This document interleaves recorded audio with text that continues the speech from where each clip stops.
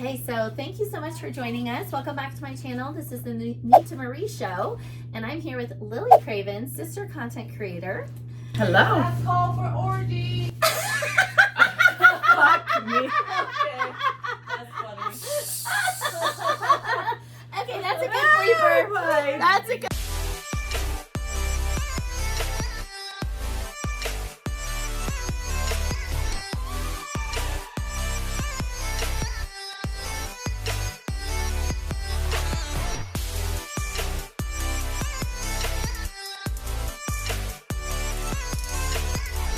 Well, that was actually a perfect lead-in to what we're going to talk about. It was fabulous. I know.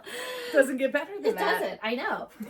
So we have lots to talk about because I just wrote a book called The Sacred Butterfly, and it talks about my journey into rediscovering my own sexuality and then also just wanting to empower other women because of how powerful it was for me.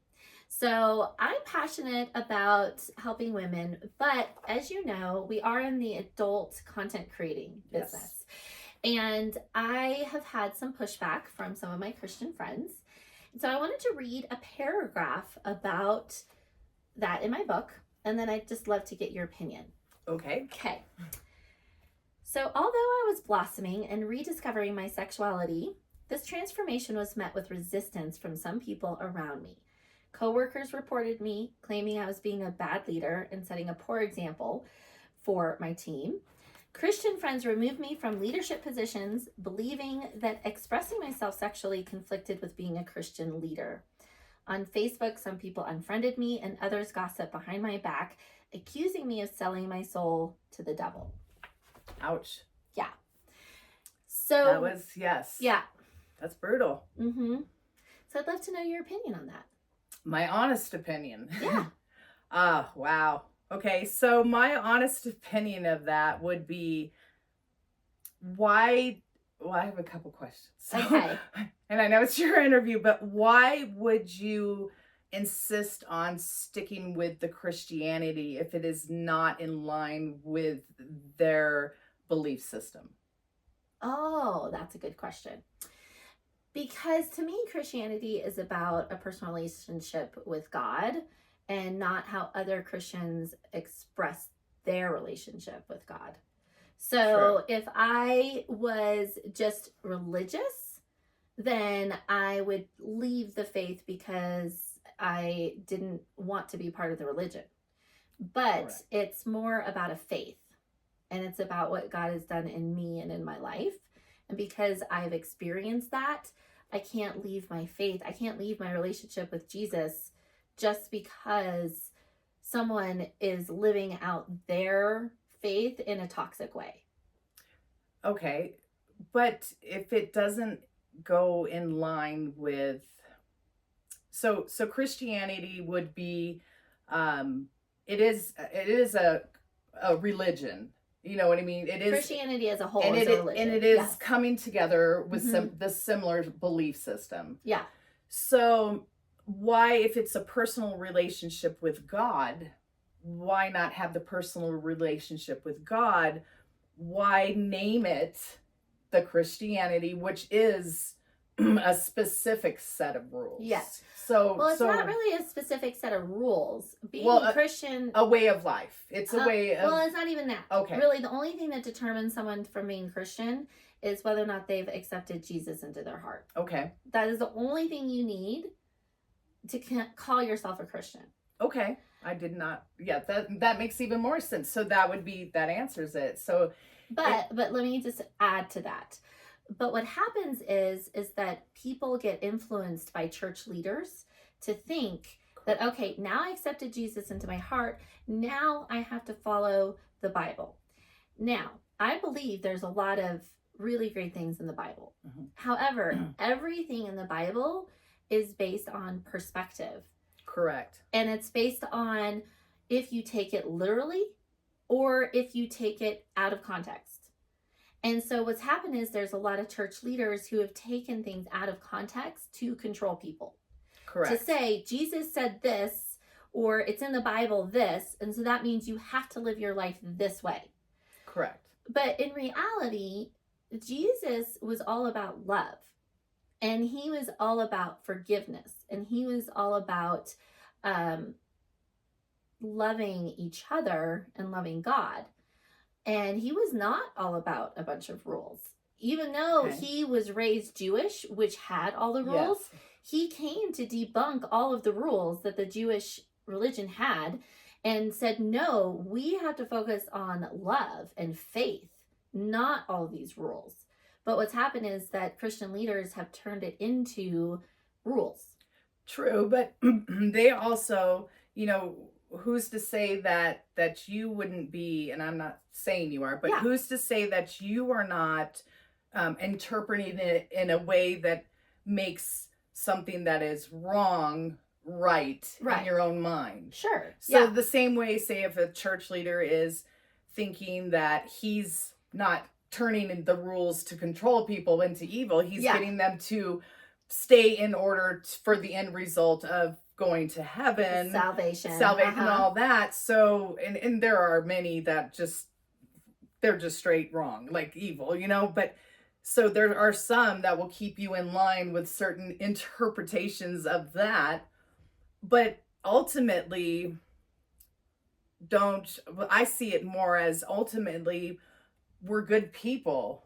Like, do I have to call it Christianity? No, that's your personal belief system, but we're good people. Yeah. You're good to so many. You really have changed, like, drastically people's lives. Like, this. And there's such positivity in the changes that you've made in people's lives. How could that be wrong?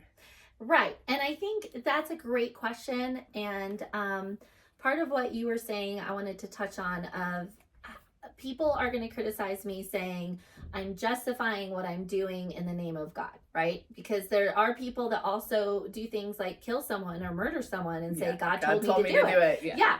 And so... Well, that's an illness. But... It is, yeah. Well, that's a mental illness. So my question is, why do people have such a hard time with porn? That's the question, is what is the problem with porn?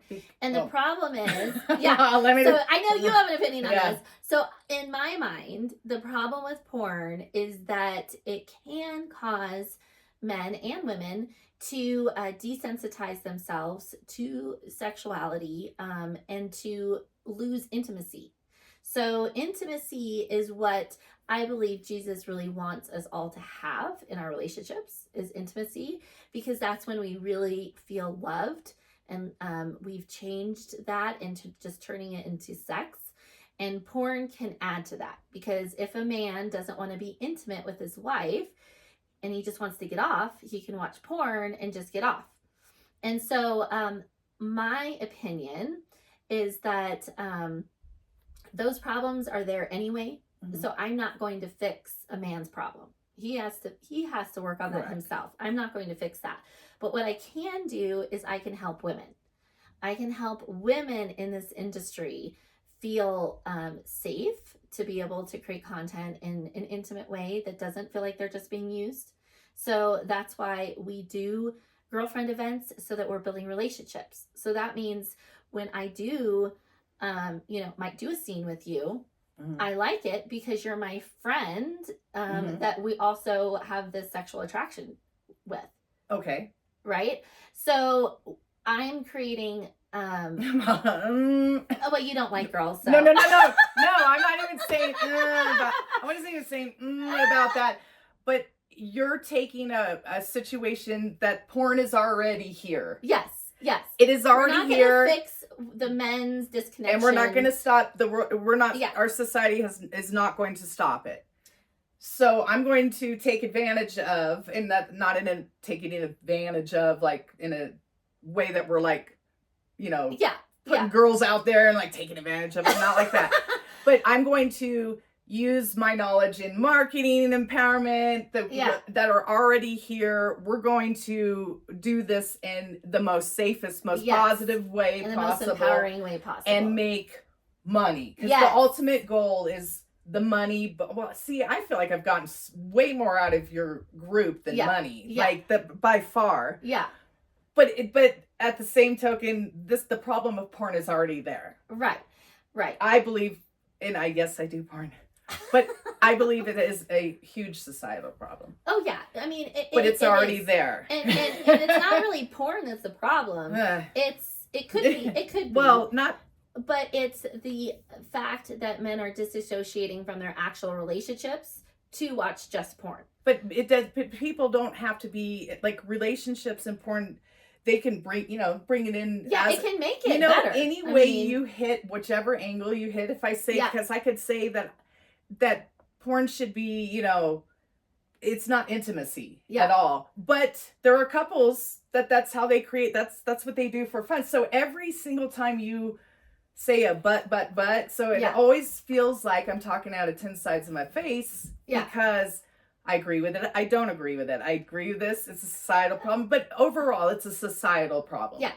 That needs some shaping. And I would just say overall, men's relationship with women's sexuality is a problem. So it has changed dramatically. Our issues in America, then you look into other Muslim countries that, women can't even show their face. Correct. So it's a problem in the world, not just our country. We just don't know quite what to do with it. We're figuring out women's sexuality and how it can be done in a healthy way and how a woman can feel safe walking around and without a bra on and not feel objectified. Gosh, yes. Because that's the thing is that men tend to objectify everything, which I'm not against because honestly, I objectify myself. But do you believe it's human nature that they're doing this? It is human nature for men to objectify women because they are wired that way. And they're visually stimulated for a reason. And we were created by whatever you say we're created by. And so there's a reason why this is all there. Yeah, exactly. Because men have testosterone and they're driven to procreate. And so they're going to be turned on by a woman's visual aspect because that's how they were created. So it's how do we then take that and make it healthy? And that's something we have no idea what we're doing. No clue. None. And America is actually probably further along than the other countries in this. A lot further, yes. We've been studying about that. We are further along with women's openness and sexuality, but we are still figuring it out. It is not healthy yet. But what I know I can do, I can't fix the big problem, but I can help women that are naturally highly sexed is what we call them. Yes. Highly sexed. And there's actually in the olden days, women with large clitorises were actually they were forced to have surgery to cut their clitoris so they were not sexually aroused as much.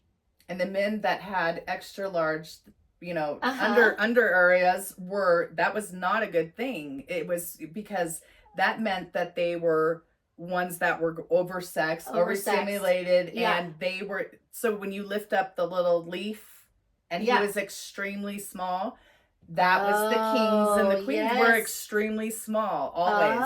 Because they didn't have as high of a sex drive. They believed that they weren't going to go around being beasts to the women, oversexing them. So then it started evolving because the attraction to the larger, and then breeding, and then we started procreating, and then the change started happening.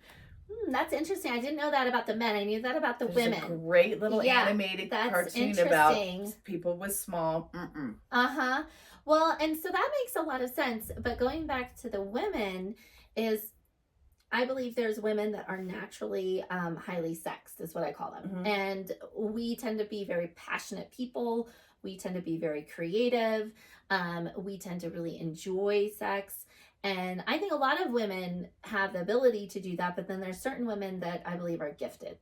And so if they're gifted in that area, why wouldn't we go into a sex industry? Exactly. Right. Because it's the oldest industry of the book. Well, yes, it really is. the sex industry is the oldest industry But in it's history. not. But it's not a regulated. And so is it No, considered an well, industry? I mean, it's an industry, but it's not really a business because it hasn't been regulated. Yes. Um, Nor I don't believe it should be. I Right. believe because there's a lot that will come with it. You Right, know, the yeah. crime and the like. Yeah. And to have our daughters say, turn around, and when we've all hit hard times. Right. We've Yeah, all yeah, needed yeah. money, Right. and to think that that's an option to go to. Yeah. Now, when we talk about our children, that's a different story. Uh-huh. Than us. I would have been grateful for that option. I'm grateful for what it allowed me. Uh-huh. But then you flip it, I would like them to struggle through hard times rather than Just you know? do it. Yeah. Yeah, and I think it would be an option that would be out there for way too many, but the way you've put it together, I think, really it comes down to it's your personal story, it's your personal connection and what you know is right, what Yeah. you feel. I don't believe you can call it as a societal rule or a Yeah. you No, cannot. You can't, and you can't make rules for other people in general. No, I mean, in and shame on the general, people who are judging. Yes, men have tried to create like like I'm judging. rules for everybody, and Yep. and there should be expectation, there should be boundaries, but nobody fits in a box. God does not fit in a That's what it box. comes down People to. don't fit in a box, and so every situation is different. There's nothing that's black and white. And you feel and know within yourself Yeah. that you're okay, that this is okay between you and him. Yes, absolutely. Then that is, and it might not be for someone else, but what do you care? Like, Yeah, if I'm going to hell, why does it even matter? yeah. Why does it matter to you? Because you might be there with me, maybe. And I mean, it's just, yeah. And that's where Yeah. it's a beautiful thing that you, how many of us can say we're just okay with what we're doing right now in any aspect, Yeah. in anything you're doing, if you drink, if you smoke, if you, Yeah. you didn't take care of your kids, didn't pay your child support, don't pay your rent on time, Yeah. you got evicted. Like, which one, if we are okay with today, like that's huge. Yeah, like because to how be many okay people with are yourself. doing things in secret because of shame?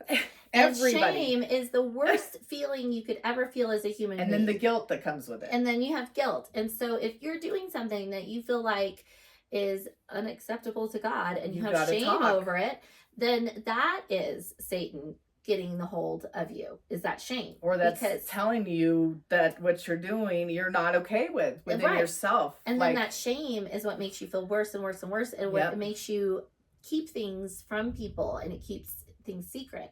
And then as soon as we're disconnected, in my mind, that is what Satan wants. Satan wants us to be disconnected, wants us to be separated, wants us to not be unified. And so as soon as we start judging, what does that do? It separates me from that person because I judge them. Very interesting. Yes, Yeah. absolutely. It really does. I know. So this has been a very interesting Yes, conversation. yes. Yes, I have totally loved that. So where can we find you, Lily? Oh, Lily Craven. And she's got a podcast. I do. I have phone You sex. can say- okay. you can I'm say like, saying it sex, now. yeah. Phone sex with Lily show. I'm on all the big podcasts. Anywhere you can find a podcast, I'm there. Yes. You can find me on Instagram, which is okay. real Lily, Lily, Craven, Craven 1. Okay. And There we go. That's perfect. And we're going to do some photos. So if you're following me on Instagram, you could go onto my Instagram and find her tag. Yes. And then you'll be click able me to find there. her. Yeah. So this has been so great. Thank you so much for Pleasure. sharing. This has really been great. I've loved talking to you. All right. It was awesome. Thank you for having me. Thank you guys. Yay. Goodbye, everyone. Bye.